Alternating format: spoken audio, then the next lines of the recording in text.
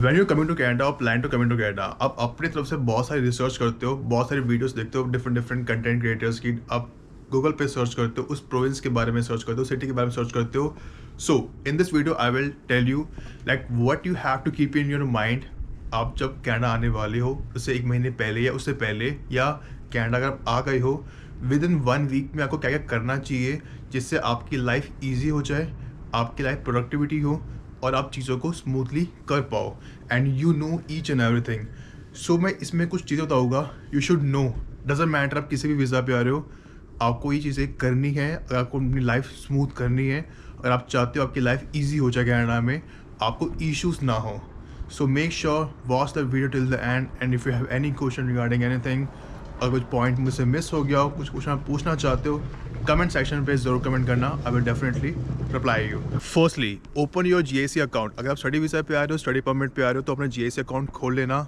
दूसरी इंपॉर्टेंट चीज़, Canadian SIM ले लो। उसका रीज़न क्या है, एक महीने पहले कैनेडियन सिम ले लो। उसका सबसे बड़ा इंपॉर्टेंट रीज़न ये है, और मैं ऐसा क्यों बोल रहा हूँ, द रीज़न इज़ डैट आप जॉब पोर्टल्स पे जाके, लिंक्डइन पे, इंडीड पे, jobsbank.gcca पे जाके वहाँ पे अप्लाई कर सको। और उसके लिए आपके पास कैनेडियन नंबर होना बहुत ज़रूरी है। अगर कैनेडियन नंबर नहीं है so they are not able to contact you. आपका कैनेडियन नंबर और आपकी ईमेल आईडी तो होगी, लेकिन कैनेडियन नंबर आपके पास होना चाहिए। आपके 25 से $50 जाएंगे, अलग से लगेगी, बट आई वुड से एक वर्थ इट है अगर आप सही प्रोविंस में जा रहे हो और आप प्रॉपर तरीके से सही तरीके से जॉब पे अप्लाई कर रहे हो।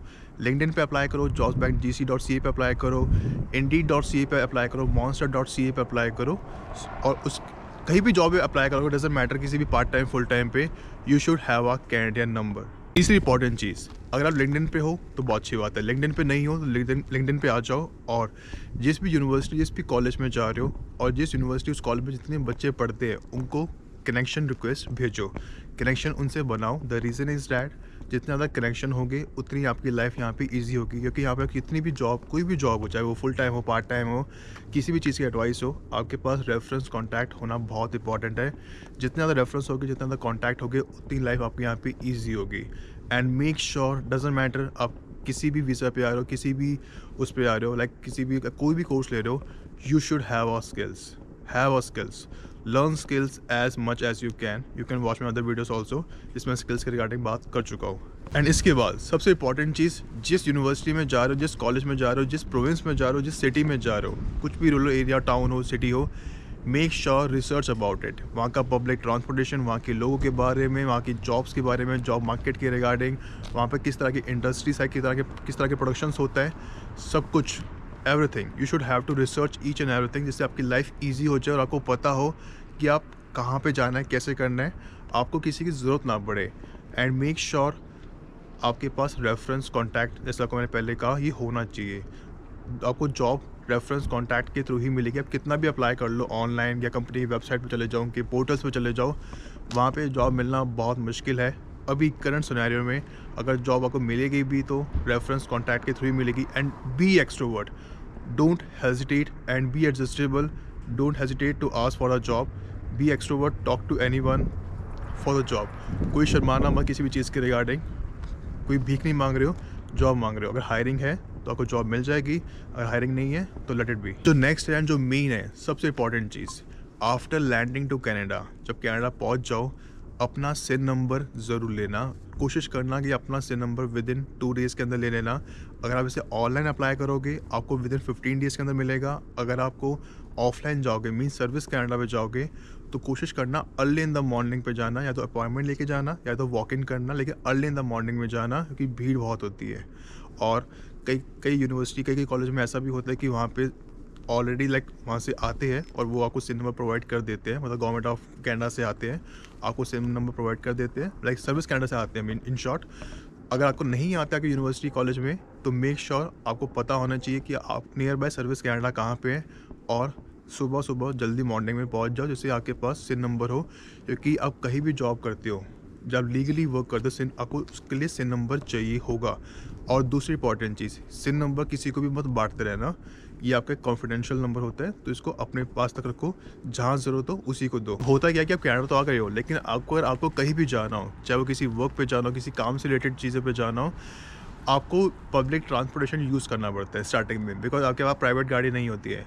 अगर आप टैक्सी लोगे तो आपको काफ़ी एक्सपेंसिव पड़ती है, और आपके पास जॉब नहीं है स्टार्टिंग में, ऑब्वियसली बात है नए-नए हो गए, तो आपके पास जॉब नहीं होगी, तो it would be very expensive कि आप अपनी होम कंट्री से अपनी डॉलर्स में चेंज करके आए, तो आपको बड़ा लगता है, थोड़ा बुरा लगेगा कि यार डॉलर्स में खर्च हो रहे हैं। तो उसके लिए आपको मैं चीज़ कहूँगा, पब्लिक ट्रांसपोर्टेशन में या तो टैक्सी पकड़ो या तो पब्लिक बस पकड़ो, और पब्लिक बस अपने टाइम पे आती है, 40 मिनट, 1 घंटे, 30 मिनट, हर किसी का, हर जगह, हर प्रोविंस का, हर सिटी का अपना-अपना हिसाब है, मतलब आधा घंटा तो लगता ही लगता है।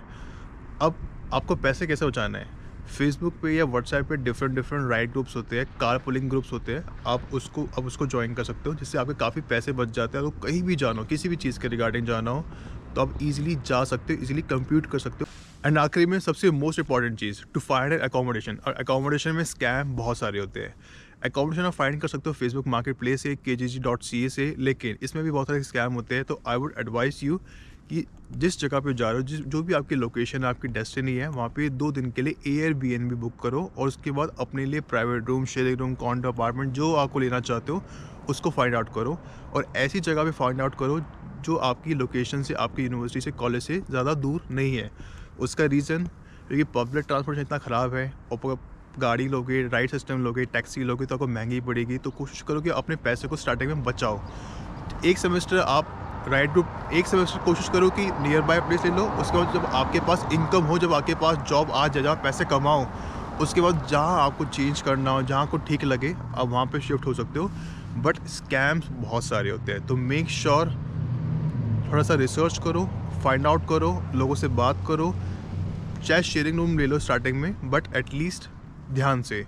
और दूसरी इंपॉर्टेंट चीज़, अभी अकोमोडेशन काफ़ी एक्सपेंसिव हो चुका है, तो आपको अकोमोडेशन फाइंड आउट करने में बहुत दिक्कतें आएगी।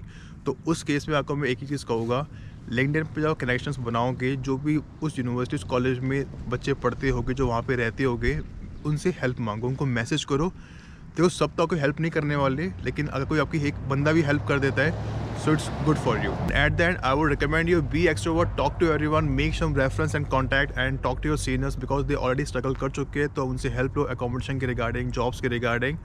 और फर्स्ट सेमेस्टर में आपको जहाँ भी शेयरिंग रूम, प्राइवेट रूम मिल जाए, एडजस्ट कर लो। उसके बाद अब जब आपको उस जगह के बारे में प्रॉपर तरीके से रिसर्च हो जाएगी, समझ आ जाएगा कहाँ पे आपको सस्ता मिल रहा है नियर बाय, तो आप कर सकते हो। बाकी इतना मुश्किल नहीं है, लेकिन स्टार्टिंग में थोड़ा सा मुश्किल आएगा। पब्लिक ट्रांसपोर्टेशन काफ़ी ख़राब है, और जॉब्स फाइंड आउट करने में दिक्कत आएगी, 2-3 महीना को जॉब नहीं भी मिलेगी। तो उसके लिए रिगार्डिंग मैं आपको एक ही हमेशा चीज़ कहता हूँ, चीज़ें सीख के आओ, और सर्टिफिकेट, लाइसेंस कैसे बनाया जाता है, स्किल्स हो गए, तो आप अपने लिए खुद भी जॉब क्रिएट कर सकते हो, अपॉर्चुनिटी क्रिएट कर सकते हो। अदरवाइज़ तो यार देखो, बहुत मुश्किल है यहाँ पे, वरना हर किसी का अपना अपना परसेप्शन है, हर किसी का अपना अपना गोल है। और आखिरी में आपको एक ही चीज़ कहूँगा, डिप्रेशन, टेंशन, एंग्जाइटी, ये चीज़ें बहुत कॉमन है। डजेंट मैटर कितने मेंटली स्ट्रांग हो गए, आप अपने पेरेंट्स से बात करो, और एक्सट्रोवर्ट ज़रूर रहना। जितने ज़्यादा कनेक्शंस हो गए ना, उतनी आपकी लाइफ यहाँ पे इजी हो जाएगी, आपको एडवाइस मिलेगी हर चीज़ के रिगार्डिंग, आपको इश्यूज़ नहीं आएंगे। तो चिल रहो, इतना मुश्किल भी नहीं है, लेकिन इतना ईजी भी नहीं है, और जॉब्स तो बैंड बजी हुई है। बाकी आपको मैं आखिरी में एक चीज़ बहुत कहना चाहूँगा, जो इससे रिलेटेड नहीं है, वीडियो से रिलेटेड। एक ही चीज़ कहूँगा आखिरी में, अपने प्रोविंस को बहुत ध्यान से चूज़ करना। जहाँ पे जल्दी PR मिल रहा है ना, उस प्रोविंस में जाओ, किसी भी ऐरे गहरे प्रोविंस में मत चले जाओ। जॉब नहीं भी मिलेगी ना 1-2 महीने, लेकिन आपके पास एटलीस्ट सेटिस्फैक्शन होगी कि चल कोई बात नहीं, जॉब नहीं मिल रही है, लेकिन मुझे यहाँ पे PR जल्दी मिलेगा। तो तब तक के लिए good bye and have a great day. आपके माइंड में कोई भी क्वेश्चन हो, कमेंट सेक्शन में ज़रूर कमेंट करना, और वीडियो कैसी लगती है लाइक ज़रूर करना। तब तक के लिए गुड बाय।